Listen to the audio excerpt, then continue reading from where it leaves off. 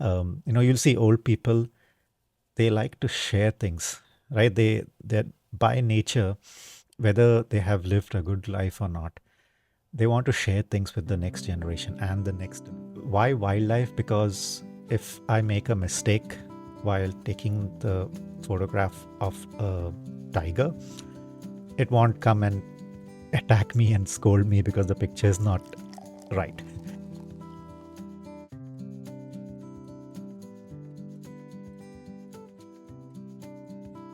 Hey, have you ever felt like life comes with a template? You know, study hard, get a job, get married, buy a car, start a family, then get promoted, then eventually you retire, and that's how most of us want to live our life, right? Um, but somewhere along the way, I started wondering to myself, is that really the only way to live? Do we have to follow this predefined template? Who has defined it for us, right? And why does everyone just blindly follow it, right? This podcast is my attempt to answer that question. Um, Let me introduce myself. I'm Aaron. I'm a software architect. I love technology. I love football or soccer, as it's known in some countries. I love movies, all kinds of movies. Anything that gets me engaged, I'll watch it. I've taken a lot of interest in Japanese and Chinese culture of late. I think that's very unexplored, in my opinion. Western culture tends to be more explored compared to Eastern. And I'm an endlessly curious person. I always want to learn something new in life. I think life is wasted if you aren't learning something new every day. And this podcast where I want to explore those interests and the bigger questions that they lead to. And yeah, so what is a templated life? I'll tell you my definition. I just want to make it clear. I'm not criticizing anyone. You know, everyone is free to live their life the way they want, right?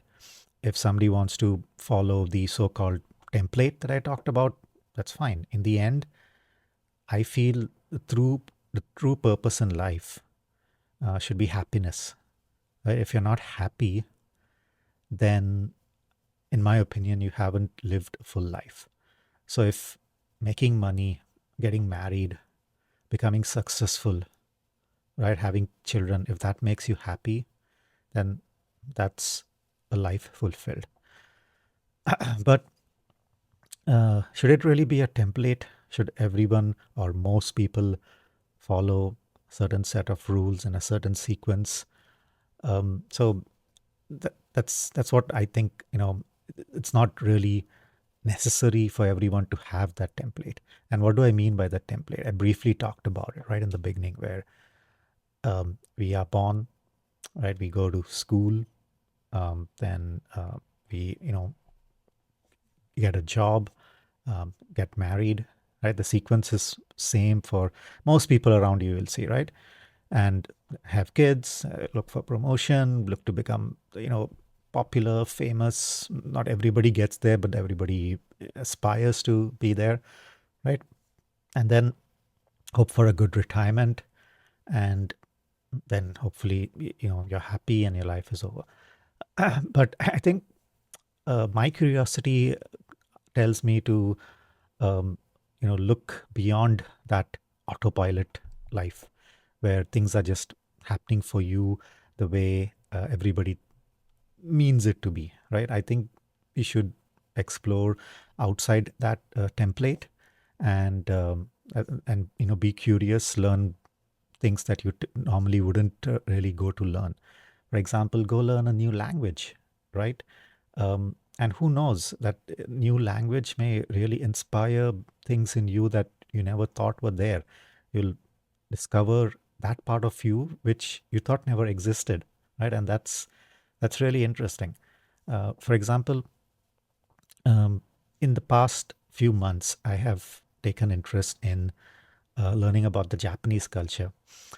And growing up, what I knew about the Japanese culture is what I saw on television, right? Like you don't get to learn about other cultures in detail in school or in college unless you are majoring in that subject. So growing up, what you learn about the Japanese culture is that yes, they make great electronics. They have a rich history of the samurais and the shoguns. Um, that's what you learn, and that sort of becomes your image of that culture. But in the past few months, maybe more than that, I started, really exploring the other aspects, how they, uh, simplicity, how that is really a key part of their culture, especially in rural areas of Japan, right? And that really intrigues me because I actually come from a small town in India. It's not a town, it's actually a village. And simplicity is part of life there as well. So I could draw a lot of similarities between where I grew up and between certain rural parts of Japan. Now, don't get me wrong, Japan does have its busy cities, right? Tokyo is like one of the busiest city in the world, but I'm talking rural Japan, really the Japan that probably nobody talks about much. And yeah, so I fell in love with that concept, that there is the concept of being simple.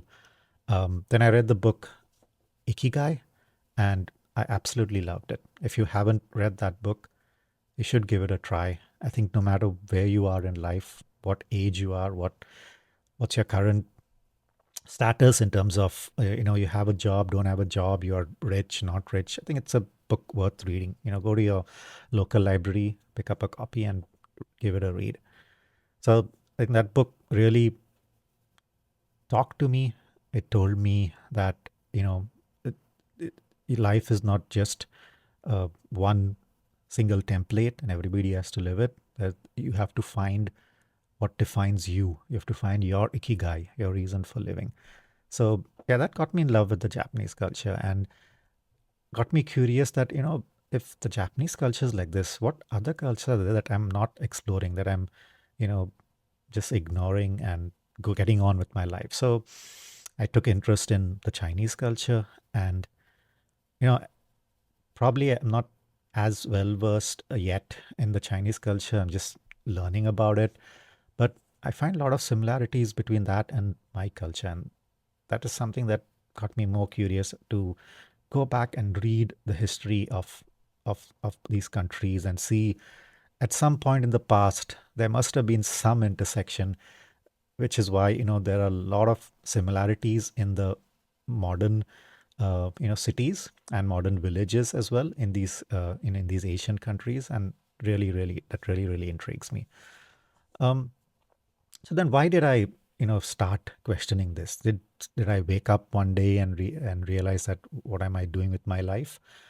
No. So I'm a curious person by nature, and you'll hear this theme of curiosity throughout my podcast. Okay, I think that's going to be a recurring theme.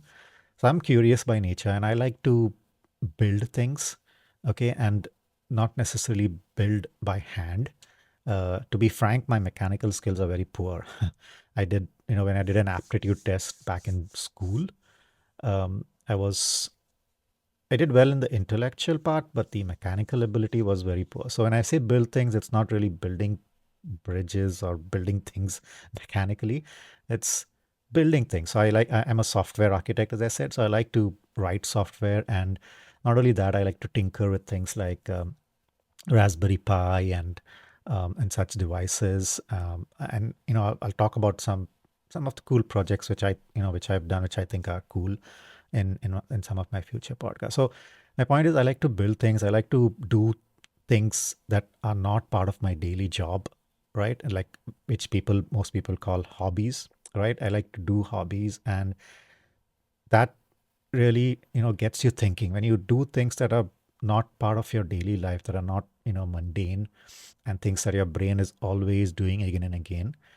That's when that curiosity kicks in, and that's why you feel start thinking, oh, I'm meant for doing much more. I'm not just meant for doing this one thing, and this is not just the way to live your life, right?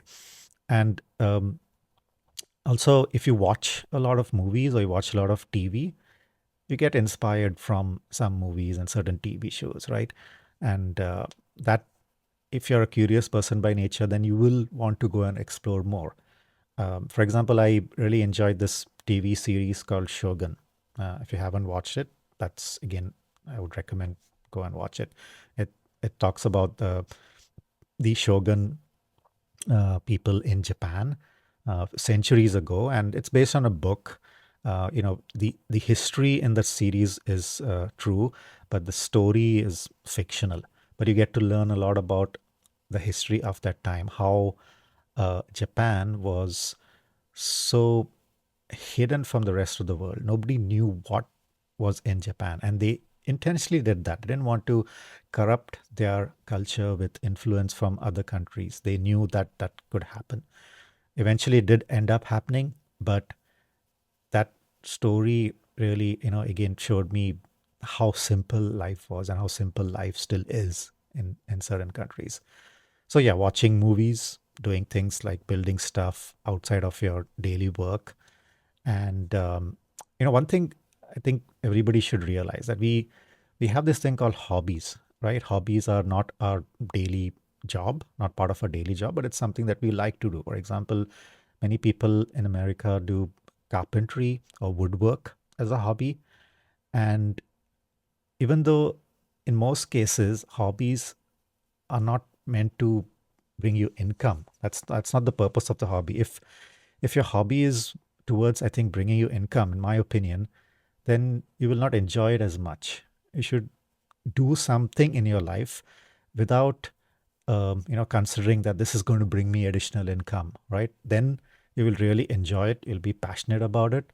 And hobbies, in my opinion, can really become as meaningful as careers, right? We often say that we build a whole career out of doing something, one particular thing. But I think each and every hobby, if you do it with passion, if you're not worried about the business angle of it, they can become as meaningful. Listen, I'm not saying they're careers. They can become meaningful as careers, right? And I think that to me is really fulfilling. That leads towards that, happiness in life. So that's my one way of thinking.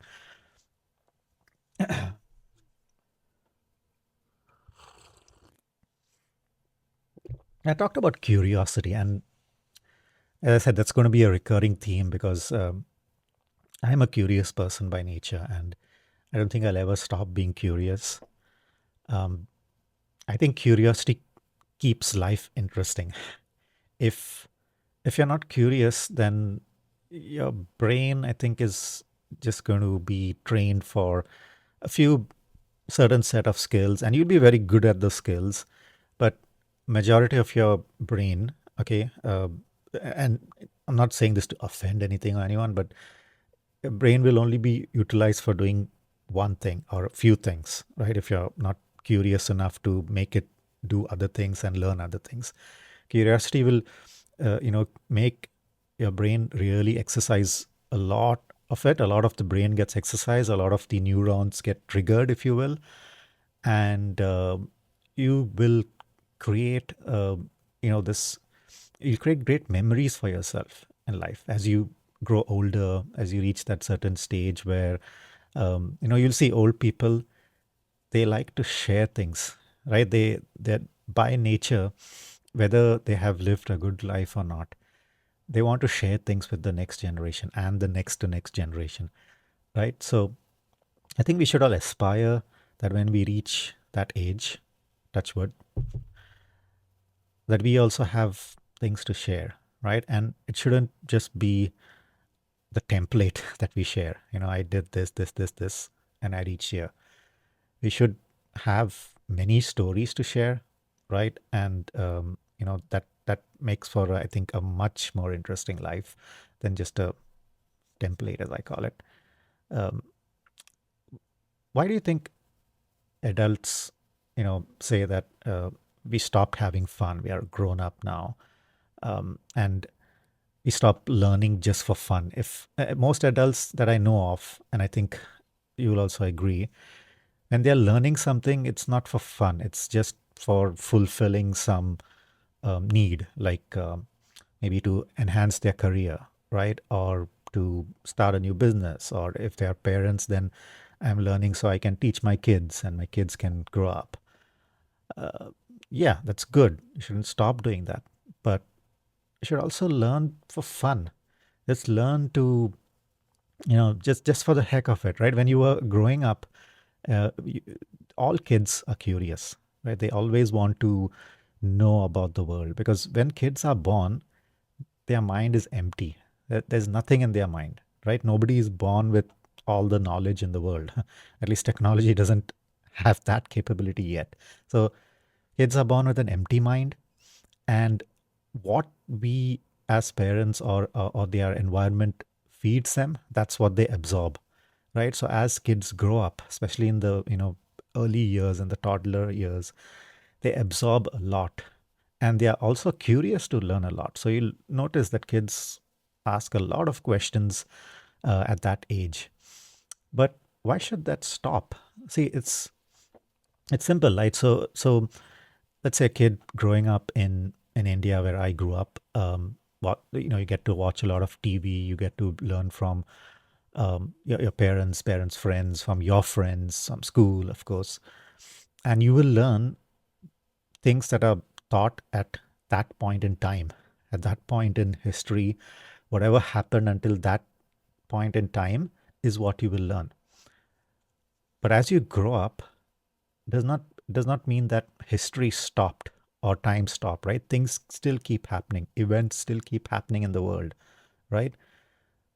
Does that mean we have to stop learning, right? Just because you passed out of school and got a job in one industry, does that mean you have to stop learning about the rest of the world? No, right? You still have to be curious and learn, even if it does not give you any benefit, I think. So there are things you learn to give you certain benefits, meet your goals in life. But you should also learn things that not necessarily to meet goals in life, but just for fun.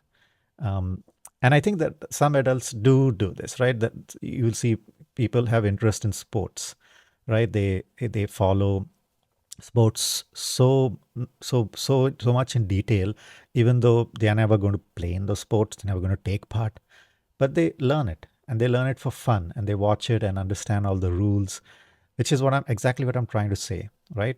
That learn things even now, even at this stage in your life, learn things just for fun. I think that's a nice way to add some happiness to your life.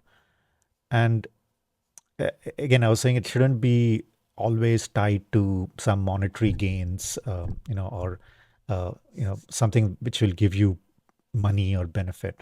That sometimes it can, you know, make things a little dull and take away the shine or take away the fun from it. So keep that in mind, right? That's, I think, important.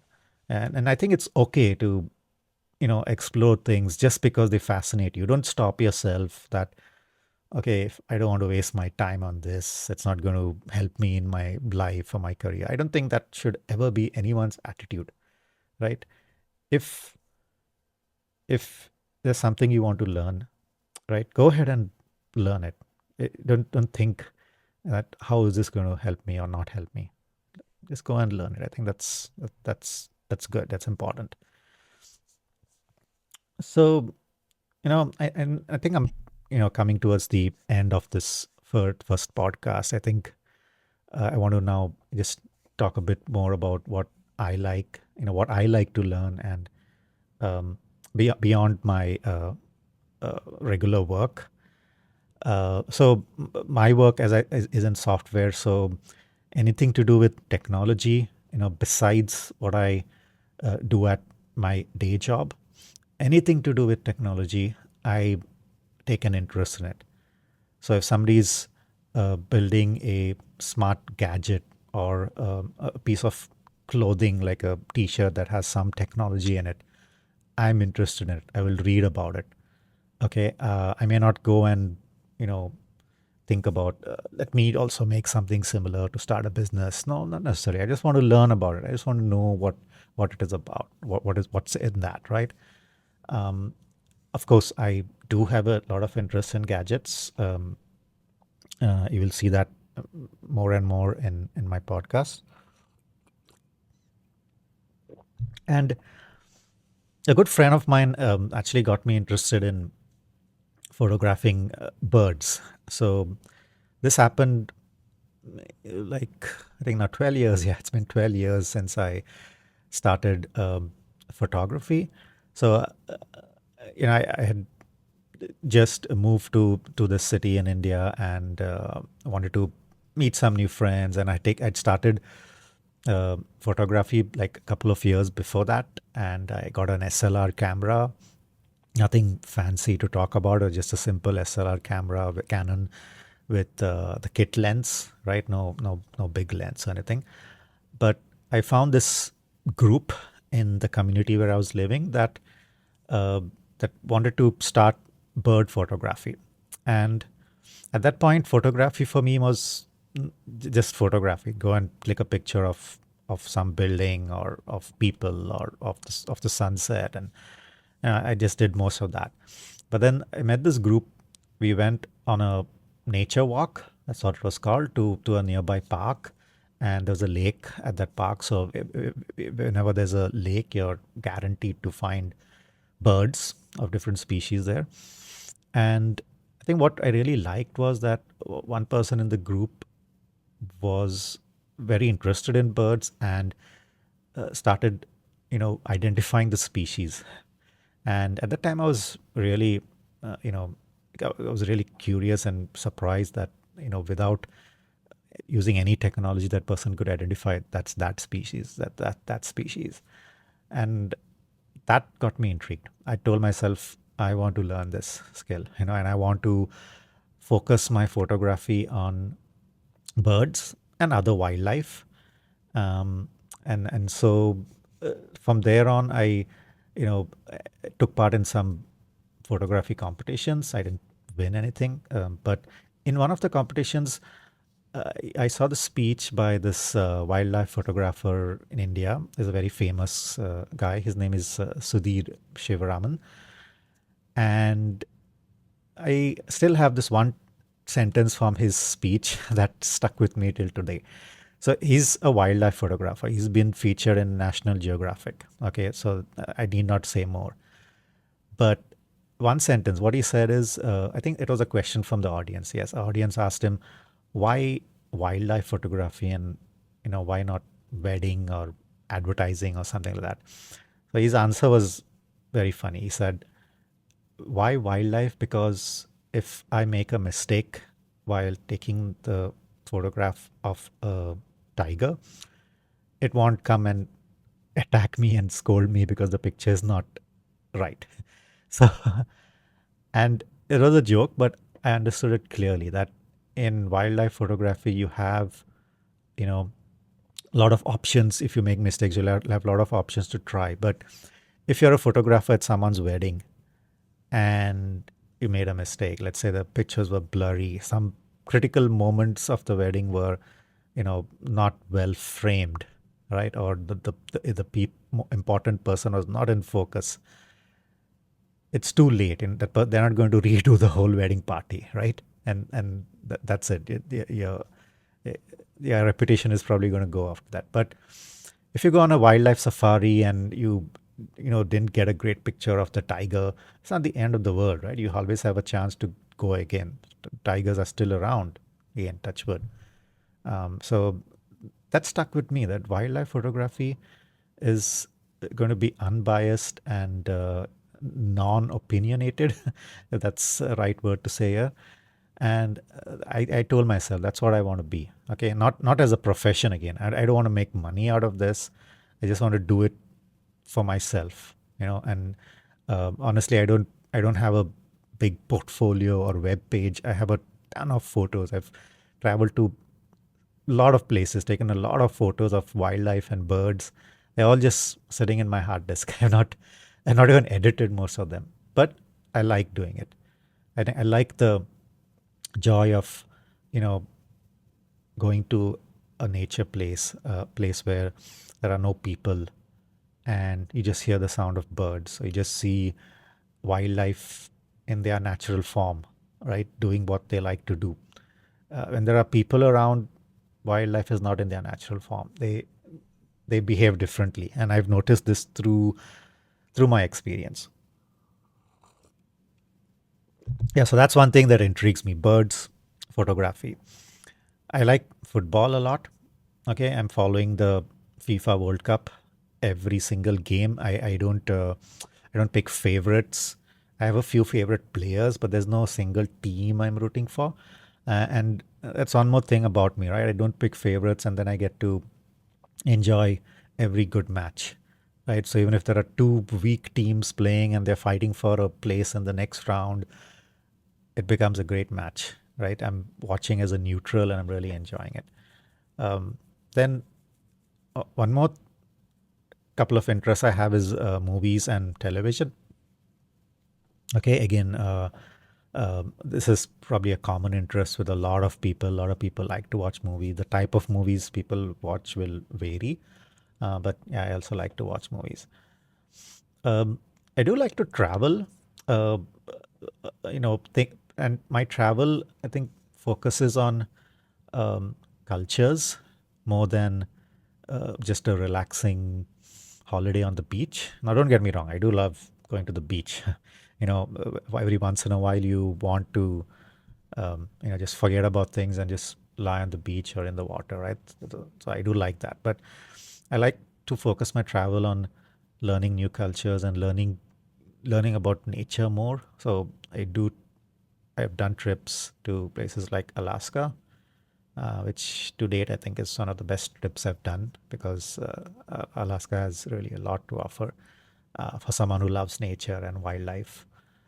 Um, yeah, and I think that's pretty much what I am, right? And through this podcast, if you like what you've heard so far, and if you want to join me for the next few podcasts, this is what you'll, you know, get to hear about. And these may seem like a lot of unrelated topics, right? One is traveling, movies, and football and Japanese culture. But I think I said this before, there's a common theme: curiosity. All of these are connected together because I'm curious. And I just want to say that these are my current interest. Emphasis on the word current, right? My curious nature, I'm sure, will make me gain new interests over time in life, right? And the list will just grow. Okay, I'm pretty sure about that. So now why am I starting this podcast, right? Why should anyone care? Why should anyone listen to me? Um, I think I want to really meet people who have similar interest, who have this curiosity in them, right? Interest may not be similar. I think I should not say that. Interest, I want to meet people who are equally curious. And, uh, when I meet such people and converse with them, then there will be an exchange of ideas. And I think on the similar topics, there will be a union of thoughts, right? I'm using a very mathematical term, set union, union of thoughts. But on the topics that are not similar, that will trigger our curiosities even more. Let's say I meet someone who is, I don't know, interested in the Norse culture, right? The Norse gods and the Vikings and all that. I have very little knowledge about it, and it never piqued my interest so far.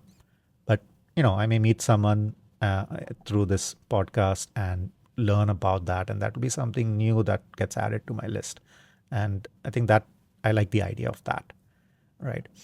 I also want this podcast to be a place where I just document my thoughts. I want to be frank, I haven't scripted any of this. This is just straight out of my mind. I just made a few uh, bullet points of topics that I want to cover, but I don't want to script anything. I want it to be just me that's saying this.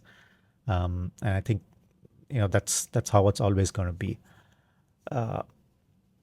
And I want to again meet people who are curious and want to ask questions, not just listen to me. So if um, if there are things in this podcast that I may be wrong. Okay, I may be totally wrong about uh, what an untemplated life is, or the fact that a template is not necessary. Maybe everybody needs a template. These are just my thoughts, and that's okay.